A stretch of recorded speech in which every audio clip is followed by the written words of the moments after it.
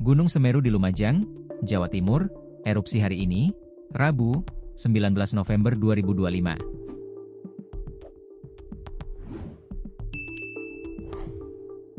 Gunung tertinggi di Pulau Jawa itu meluncurkan awan panas guguran sejauh 5,5 km ke arah Besukobokan.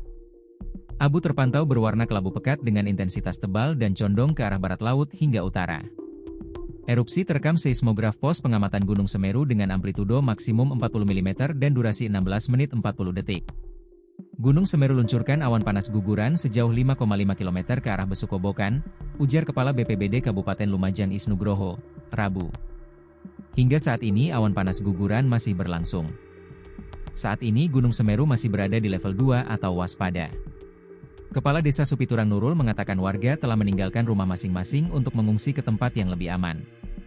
Semuanya mengungsi, ujar Nurul. Sementara salah satu warga Desa Sumbersari, Ali Murtopo, mengatakan letusan awan panas guguran terjadi pukul 14.13 waktu Indonesia Barat. Guguran itu membuat warga panik dan para penambang langsung berlarian ke tempat aman, dan menyetop aktivitas pertambangan di dua sungai yang dilintasi awan panas guguran, APG.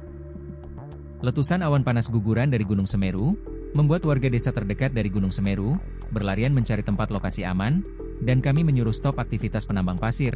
Bahkan warga yang berada di perumahan yang dibangun pemerintah, dampak erupsi tahun lalu, juga panik, ujar Ali, saat dihubungi.